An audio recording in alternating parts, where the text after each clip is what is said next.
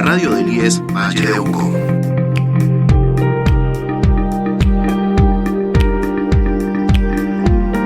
Hola, ¿qué tal? ¿Cómo les va? Aquí desde la Radio Vínculos, la 89.7, la radio del IES 9015 Valle de Uco. Estamos transmitiendo nuevamente desde el programa Elegimos Hablar de Esto, este programa que ya vamos por nuestro 7º año, un programa que hacemos en conjunto desde el área social y políticas estudiantiles y el área de género de nuestro IES y el postítulo de género del Instituto de Educación Superior Vera Peñalosa. Por eso estoy con mi compañera, a quien le doy la bienvenida. Hola, Lore. Hola, Lili. Bueno, otro programa en el cual seguimos trabajando y con lo cual seguimos hablando acerca de la situación de las mujeres. Y bueno, después de la repercusión que tuvo el programa del 8M que hicimos aquí desde el estudio en vivo, donde convocamos a distintas mujeres para que nos contaran su experiencia y cómo era vivir desde la mujer, desde la política, desde la educación, desde el Poder Judicial. También tuvimos de los medios de comunicación, tuvimos a una joven, también una adolescente entre nosotras. Y la verdad es que le agradecemos a todos quienes nos escucharon, quienes nos hicieron llegar sus puntos de vista, su agradecimiento, su propuesta, porque la verdad que fue un programa que nucleó a los dos institutos de educación superior de San Carlos y que la verdad que llegó a muchos lugares y estábamos muy contentas con haberlo hecho y es nuestro aporte también al 8M. Sabemos que es un día de lucha, sabemos que tenemos mucho por lo cual trabajar en la igualdad, en el acceso a los distintos, a la educación, a la salud, en una relación mucho más igualitaria y equitativa entre hombres y mujeres. Por eso estamos, por eso seguimos haciendo este programa. Así que bueno, también Lore, desde el postítulo tuvieron algunas actividades ustedes. Sí, participamos en algunos eventos y bueno, pusimos foco en el tema de la invisibilización de las mujeres en la historia, muy relacionado a lo que hablábamos en el programa anterior que vos mencionabas, porque como esto que las mujeres pareciera que en los relatos históricos han estado ausentes, ¿no? Y cómo hace falta la mirada, la participación, la voz de la mujer en cada uno de estos espacios institucionales, sociales, colectivos. Realmente, bueno, el 8M fue un año más de lucha, de día de lucha. Las calles nuevamente se llenaron de mujeres y grupos disidentes. En todo el mundo, digamos, cada ciudad tuvo su exposición y bueno, y en toda la ciudad, en todos los lugares reclamando, ¿no?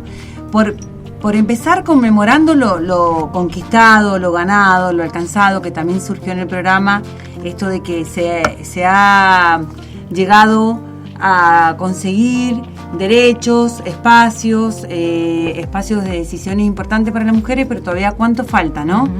Entonces seguimos reclamando los 8M de cada año por una distribución equitativa de los cuidados, por el impacto de la deuda económica sobre nuestras vidas, sobre nuestros cuerpos, por una justicia feminista y como siempre exigir el derecho que tenemos de vivir una vida libre de violencia. Así que bueno, como actividad del 8M, desde el Instituto Vera Peñalosa, el postítulo de género, estamos tratando de recuperar la historia de tantas mujeres que justamente han participado como protagónicas en diferentes procesos comunitarios, sociales de nuestro departamento y que quizás no las conozcamos, digo. Normalmente se conocen a los varones. Exacto, generalmente. En la historia, conocemos a los varones de la historia. Exacto, generalmente son los varones quienes los tenemos como héroes, como protagonistas, como los conquistadores, pero ¿cuántas mujeres han apoyado ese proceso, no? Y lo que hay que entender es que justamente la historia ha sido escrita como la abogacía, como la medicina, digamos, desde una mirada patriarcal, desde una mirada de los varones, es decir, la participación de las mujeres en esos relatos tiene que ver a cómo los varones la relatan. Exacto, y qué visión de las mujeres tenían en ese momento de escribir. basta con ver, no sé, pensemos en los nombres de las calles principales de cada distrito, del departamento, de las ciudades, los nombres de las escuelas, de las plazas, de los hospitales. Realmente hay una mayoría de nombres de varones, ¿sí? Y cómo eso repercute, en el inconsciente colectivo, repercute en que ellos son generalmente quienes son más importantes en la historia o han hecho cosas más importantes. Esto en clave feminista lo vemos como una forma de ejercer la violencia simbólica, que sería la invisibilización, que es es un término utilizado en las ciencias sociales para designar una serie de mecanismos culturales que lleva a omitir la presencia de un determinado grupo social. En este caso serían las mujeres. Estos procesos de invisibilización afectan a grupos sociales sujetos a relaciones de dominación. Es decir, para que haya un proceso de invisibilización debe haber una relación de dominación.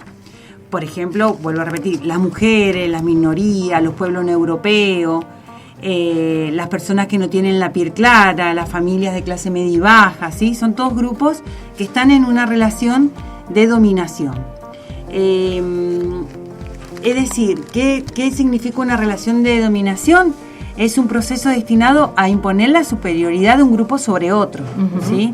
Entonces, ¿cuáles son estos sistemas de opresión que siempre decimos que están interconectados? El racismo, el machismo, el eurocentrismo, la homofobia, ¿sí? Los procesos de discriminación en general.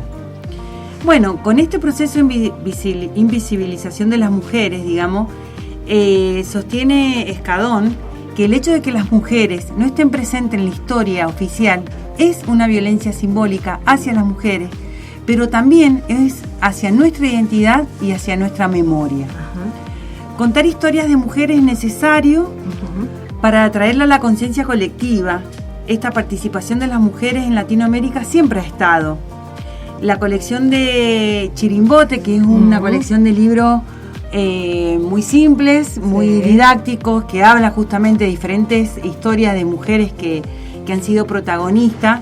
Habla que, de hecho, afirma que hubieron mujeres guerreras, mujeres que le pusieron el cuerpo a las luchas de la independencia, a la federalización de los países, lucharon por los derechos de los pueblos originarios. Sin embargo, dice que hasta el presente se cuenta la historia donde los protagonistas son los valores, quienes lideraron el país, comendaron resistencia y construyeron patrias libres. Con esto no queremos decir que no los reconocemos que han sido parte de la historia, pero queremos preguntarnos qué hizo la historia con las valientes mujeres, o sea, qué hizo la historia con las mujeres, en qué lugar las puso. Entonces, se construyeron relatos históricos alrededor de los varones, cuando siempre participaron mujeres. No es que las mujeres no existíamos, hemos sido parte de todos los hechos históricos, de diferentes espacios. Pero ¿qué pasa?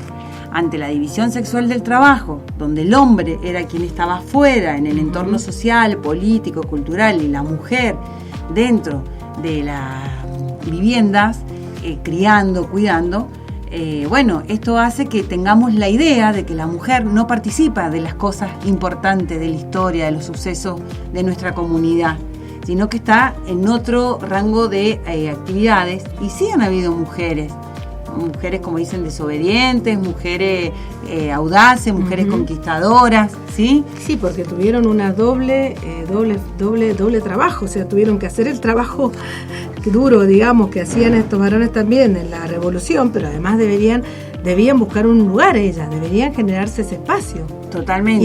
Y además sin generar, y además atendiendo la prole, la familia, la casa, es decir, todo, era la doble jornada que vivimos hoy, es la doble jornada de las mujeres de la historia, ¿no? Exacto. Es más, algunas mujeres han tenido que pasarse, vestirse, presentarse como varón o cambiar su nombre por varón para poder participar, para poder ser parte de esos espacios de lucha. Bueno, en la historia de Argentina y Latinoamérica hay muchas mujeres que podríamos nombrar, que podríamos reivindicar, que podríamos recordar, y si a esa mujer lo ubicamos en la época histórica en la que llevó a cabo determinada función o conquista o descubrimiento o actividad artística, realmente es muy loable reconocer lo que le costó a esa mujer imponerse en ese medio, en ese contexto. Momento, claro, a lo mejor como decíamos en el programa, ahora es un poco más fácil. Claro.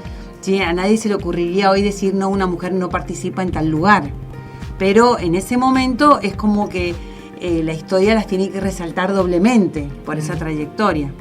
Bueno, y para el programa de hoy hemos pensado en algunas figuras, nombrar algunas figuras de la historia, ¿sí?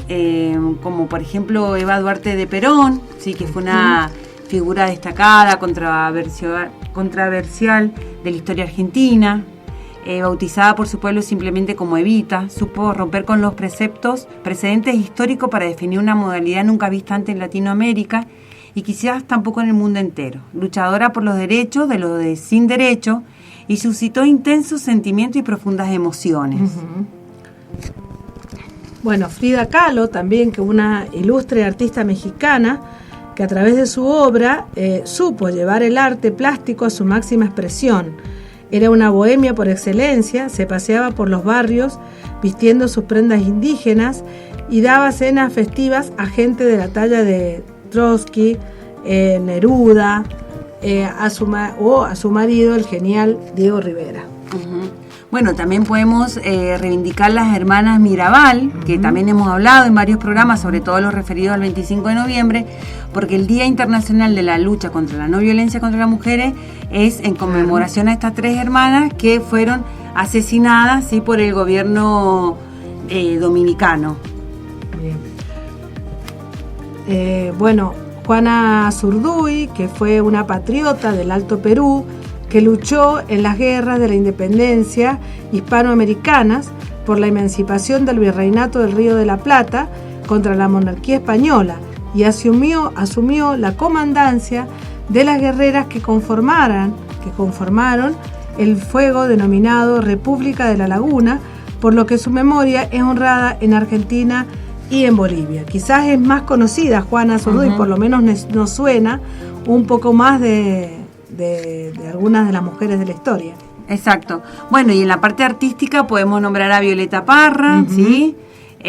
Una folclorista chilena que, bueno, con su calidad artística recorrió por todo el mundo, digamos, con su música, que eran realmente también relatos de lucha y de reclamo. Alfonsina Storni, ¿sí? Poetisa y narradora argentina. Gabriela Mistral también, reconocida, es una poetisa reconocida, educadora, activista feminista chilena. Su genial obra literaria fue galardonada con el Premio de Literatura en 1945, transformándose en la primera mujer latinoamericana en ser reconocida con ese galardón. Claro, estas serían como figuras ilustres, digamos, conocidas. Pero bueno, qué importante sería pensar en nuestra comunidad cuántas mujeres han aportado a la historia con sus luchas, con sus proyectos, con sus cargos, emprendimientos. Cada una de nosotros debería traer esos relatos en las conversaciones, en las instituciones, en las charlas, ¿sí? Contarlos, es decir, empezar a susurrar las historias de las mujeres, y a lo mejor así podemos construir una historia en términos más igualitarios. Yo digo, ¿cuántas maestras, profesoras, médicas, enfermeras, políticas han actuado reivindicando derechos, han trabajado para darle voz a las y les marginadas, marginades? Hemos pensado en los nombres, como decía recién, de las calles, las plazas, en lo nuevo que tiene que surgir, a lo mejor en imponer un nombre. Pensemos también en la posibilidad de estas mujeres. Lo que vamos a hacer ahora va a ser escuchar a una cantautora argentina que se llama Silvina Garré, que justamente habla de esto, ¿no? De justamente dice quién escribe la historia. Esta canción habla de justamente quién escribe la historia, y ella dice que debe haber otra historia, porque dice si la historia la escriben los que ganan, debe haber otra. Bueno, pensando en esto también, en que hay una historia que no nos ha sido contada desde la educación formal, no ha sido contada. Quizás recién ahora hay docentes, quizás un poco más jugadas, jóvenes que pueden incorporar o que se han dado cuenta y que están incorporando la figura de las mujeres destacadas en la historia. Así que bueno, hacemos un corte con esta canción y enseguida volvemos. Si la historia la escriben los que ganan, eso quiere decir que hay otra historia.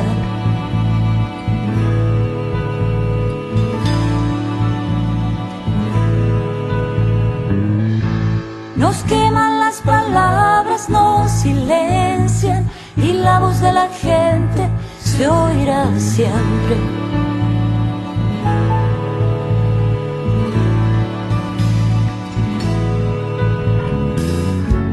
Cuando no recordamos lo que nos pasa, nos puede suceder la misma cosa. Son esas mismas cosas que nos marginan, nos matan la memoria, nos queman las ideas, nos quitan las palabras. Si la historia la escriben los que ganan, eso quiere decir que hay otra historia, la verdadera historia. Quien quiere oír, que oiga. Nos queman las palabras, nos silencian y la voz de la gente se oirá siempre. Inútil es matar, la muerte prueba que la vida existe. Cuando no recordamos lo que nos pasa, nos puede suceder la misma cosa. Son esas mismas cosas que nos marginan, nos matan la memoria, nos queman las ideas, nos quitan las palabras. Si la historia la escriben los que ganan, eso quiere decir que hay otra historia, la verdadera historia. Quien quiere oír, que oiga. Nos queman las palabras, nos silencian y la voz de la gente se oirá siempre. Inútil es matar, la muerte prueba que la vida existe. Si la historia la escriben los que ganan, eso quiere decir que hay otra historia, la verdadera historia. Quien quiere oír, que oiga. Nos queman las palabras, nos silencian y la voz de la gente se oirá siempre. Inútil es matar, la muerte prueba que la vida existe.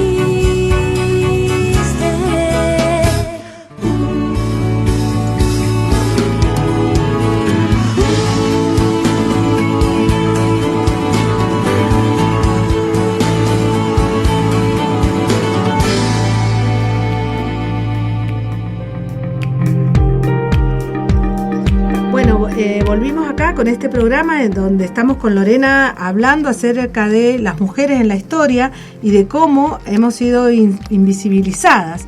Y esta invisibilización, digamos, que se hace de la mujer en la historia, se hace también de la mujer en distintos espacios, en distintos lugares y en distintas formas. Por ejemplo, el lenguaje. Cuando manejamos un lenguaje genérico masculino, estamos invisibilizando a las mujeres, ¿no, Lore? O sea, de eso vamos a hablar también, claro. De cuáles son las otras maneras de invisibilizar también a la mujer. Sí, lo del lenguaje no es menor, digo, hay posturas que dicen que lo del lenguaje es como que no viene al caso, claro, que no tiene importancia, que no es lo importante al momento de discutir este tema de la invisibilización, y sí que lo tiene porque justamente es no nombrarnos como somos femeninas, ¿sí? Entonces, el lenguaje inclusivo, no binario, lo que nos lleva a pensar en que si hablamos de las mujeres, ¿sí?, estamos dando a entender que existimos. En cambio, si hablamos de los hombres en general, ¿sí? Y pensamos que ahí estamos nosotras incluidas, pero no nos están nombrando. Entonces, bueno, el tema del lenguaje también tiene que ver con esta invisibilización, y sería un buen ejercicio de pensar que si somos mujeres nos sintamos representadas por las, ¿sí? Si no tenemos un sexo, una identidad sexual definida, binaria, podemos utilizar el les, pero esto significa con que nos visibilicen. No es lo mismo decir los alumnos que las alumnas y los alumnos. No es lo mismo decir los ciudadanos que los ciudadanos y las ciudadanas, porque es ahí donde nosotros empezamos a hacer el ejercicio que hay mujeres, existen las mujeres, están presentes las mujeres.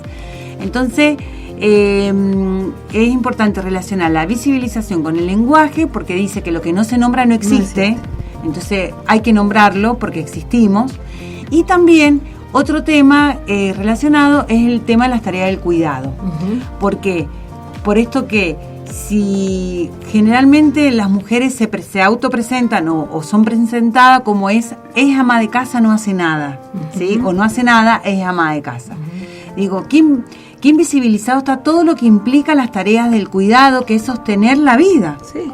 Concretamente, la vida propia y la de los demás. Exacto, y estar al servicio, digamos, a la atención de otros, de otras, de otros, que necesitan de esos cuidados justamente para sobrevivir y para que los hechos históricos también sucedan, ¿sí? Entonces, hay como una idea de que las mujeres están sin hacer nada, no hacen nada, y cuántos hacen. Entonces, este es otro espacio de invisibilización que se relaciona con la ausencia de la mujer en la historia, ¿sí? Entonces, son como dos puntos, digamos, el tema de la violencia simbólica, de la invisibilización, le podríamos encontrar un montón de puntos que discutir. Hemos elegido estos dos, la del lenguaje y de las tareas del cuidado como espacio de invisibilización de las mujeres. Y en esto nos parecía importante invitarlos a todos, a todas, a que piensen, o a lo mejor aunque en familia, o en los grupos de trabajo, o ahora si estoy sentada con alguien, estoy escuchando el programa y estoy al lado con alguna otra mujer, pensar cuáles han sido las mujeres importantes en sus historias. O sea, poner en relieve, en valor a esa abuela que, no sé, se decidió, pudo en ese momento romper con las reglas del momento de la historia y, no sé, se fue hizo otra cosa, digamos, cómo poder hacer un análisis también de cómo las mujeres, no solamente los varones, sino que las mujeres también son importantes en la historia de cada una. Revalorizarlas, traerlas también, y también se han habido historias de sufrimiento, de violencia, digamos, como para pensar que es mucho más amplio esto. No es solamente las mujeres en la historia del país, sino que cada una de nosotras tiene mujeres en su vida que han sido importantes. Las invitamos y les invitamos a poner en valor eso y, bueno, a darle nombre también, como decimos recién. Exacto. Una tarea bastante movilizadora en términos personales, reconocer y traer al diálogo, a la cotidianidad, la historia de las mujeres en nuestra familia. Es así. Bueno, gracias Lore, esperemos que les haya gustado este programa. Seguinos en las redes, en nuestra Radio Vínculos. Agradecemos también la participación de nuestra querida Geraldine, que ahora está del otro lado, operando este programa. Así que escuchanos en la semana y seguiremos con este programa. Elegimos hablar de esto, un programa del IES 9015 Valleduco y del postítulo de género del Vera Peñalesa. Muchas gracias y hasta nuestro próximo encuentro. Hasta la próxima.